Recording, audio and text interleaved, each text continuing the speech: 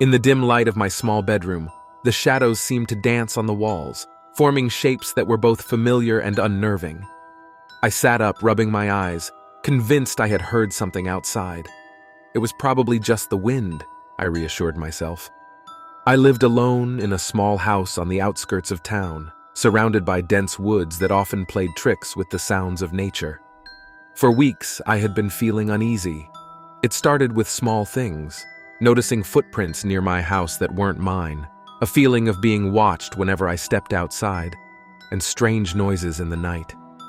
I tried to dismiss it as paranoia, but the incidents became more frequent and more disturbing.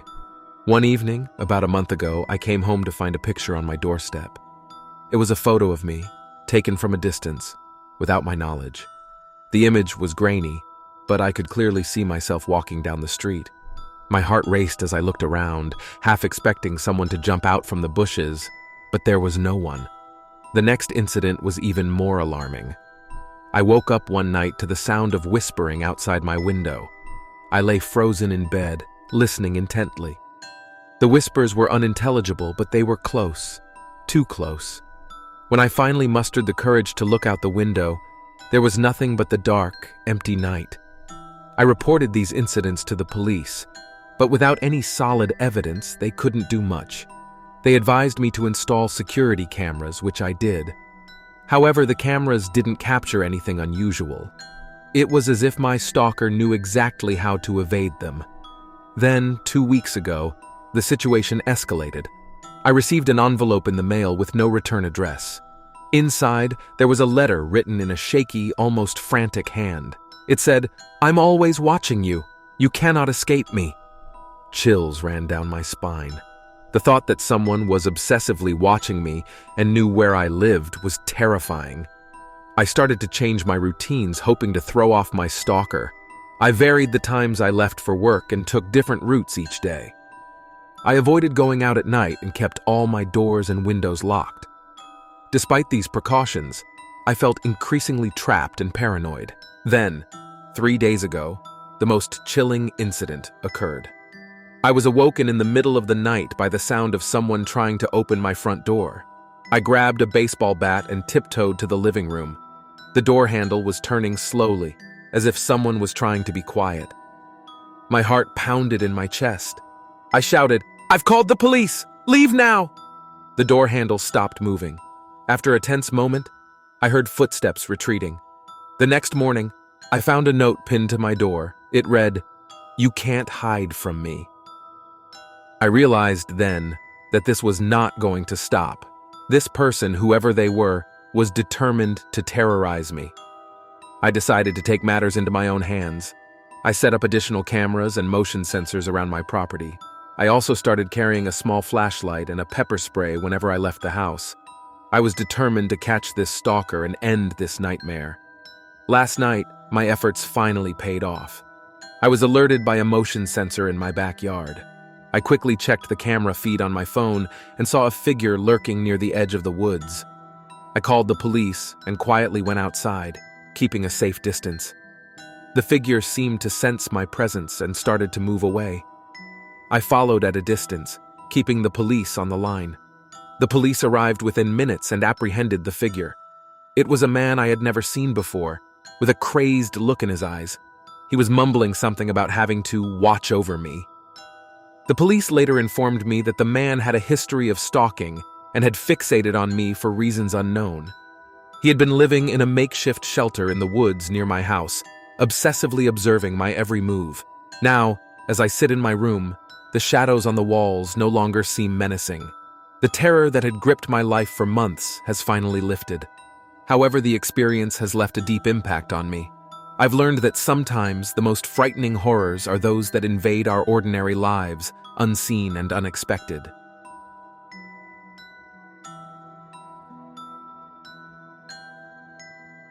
The darkness of the night was like a thick curtain, hiding the world outside my window. It was a quiet and seemingly ordinary night, but deep down I felt a sense of unease that I couldn't shake off. I'm Mark, a regular guy with a regular life, but that night, something was terribly off. I lived in a small, cozy apartment on the outskirts of the city.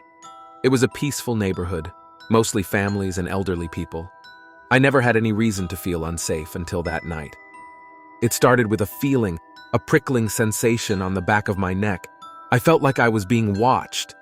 I shook it off as paranoia, but the feeling persisted.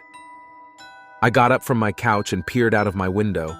The street was empty, the only light coming from the flickering street lamp at the corner.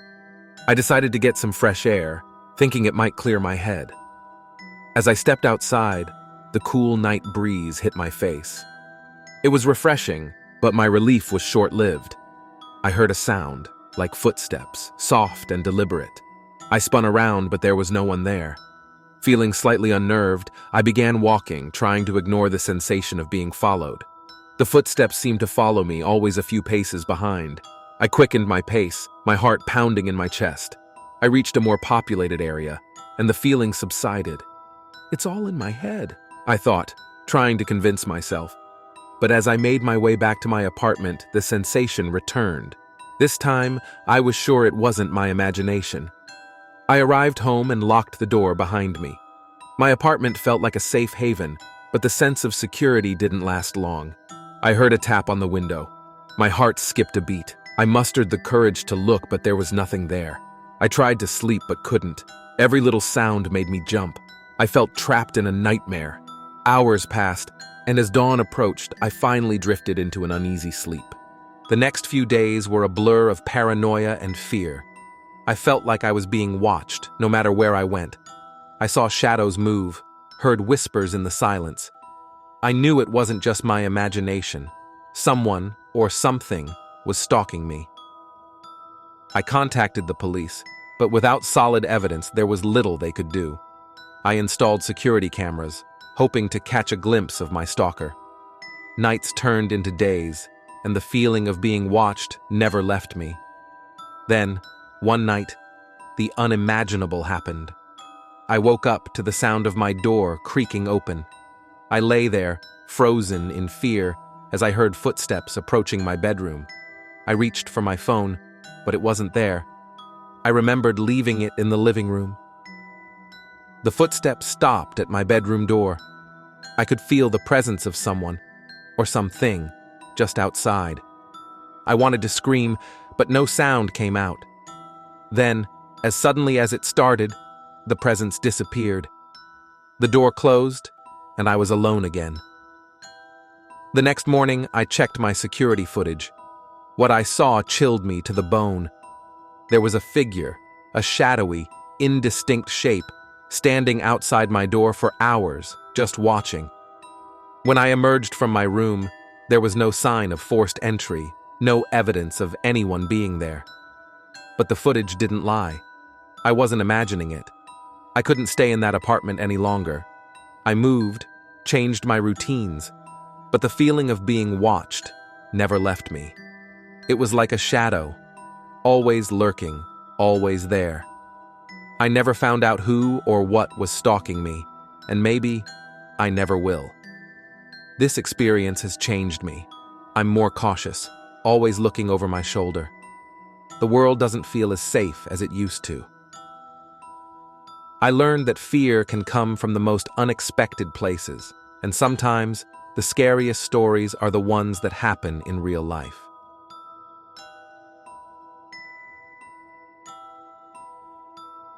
I always believed that some things are better left unexplained. But what happened to me, I can't just keep it to myself.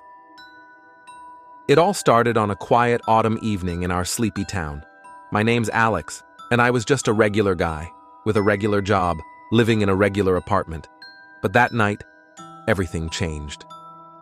I had just returned from a long day at work, and the moment I stepped inside my apartment, I felt something was off. There was a cold draft, unusual for this time of year, and the hairs on the back of my neck stood up. I shrugged it off as tiredness, locked the door, and headed to bed. That's when I heard it for the first time. A faint, almost imperceptible scratching sound, like nails on wood. It seemed to be coming from the hallway. I got up, a little annoyed, thinking maybe it was a rodent. I checked the entire hallway but found nothing. I went back to bed, convincing myself it was just my imagination. The next few days were uneventful, but the feeling of unease never left me. I started noticing little things, my things not where I left them, a shadow fleeting from the corner of my eye, a whisper so faint I wasn't sure if I heard anything at all. But I dismissed these as figments of my stressed mind. Then one night, as I lay in bed, I heard it again. The scratching sound, but louder this time, more persistent. Heart pounding, I got up and slowly walked towards the hallway. The light flickered as I turned it on, casting eerie shadows on the walls. There, at the end of the hallway, stood a figure, tall and thin, its features obscured by darkness. I froze, my breath caught in my throat. The figure didn't move, just stood there, watching me. I mustered all my courage and yelled, "Who are you? What do you want?" But it just vanished like smoke. I didn't sleep that night, and the following day I filed a police report. They said they'd look into it, but I could tell they didn't take me seriously. Days turned into weeks, and the presence became more pronounced. I would wake up to find objects moved, hear whispers right next to my ear, see shadows darting in my peripheral vision. I was living in a constant state of terror, jumping at every sound, afraid of what I might see next. One night, things escalated. I woke up to a suffocating pressure on my chest. I opened my eyes and saw the figure, now clear as day, sitting on my chest, its face inches from mine. Its eyes were hollow, its skin pale and stretched over its bones. I tried to scream, but no sound came out. It leaned closer, and in a voice that sounded like the rustling of dead leaves, it whispered, "You shouldn't have ignored me." I thrashed and fought, and somehow I managed to free myself. The figure disappeared, but the message was clear. I wasn't alone, and whatever this thing was, it wasn't going to leave me alone. Desperate, I started researching the history of my apartment. That's when I stumbled upon a chilling story. Decades ago, a man lived in my apartment, a reclusive type, and rumors were he was into some dark stuff, occult, witchcraft. He disappeared one day, and nobody knew what happened to him. Some say he opened a door to something he couldn't close. I knew then that I couldn't stay in that apartment any longer. I moved out, leaving most of my belongings behind. The experiences stopped, but the trauma stayed with me. I still jump at shadows, still wake up thinking I hear whispers. People often ask if I believe in the supernatural. I always answer with a question: do you believe in fear? Because that's what it was. A manifestation of fear so intense it became almost tangible. I don't know if what I experienced was a ghost, a demon, or just my imagination running wild. But it was real to me, and it's a reality I hope to never face again. As for the apartment, it remains vacant to this day. Sometimes, when I pass by the building, I can't help but glance up at the window of my old place. And sometimes, just sometimes, I think I see a shadow looking back at me.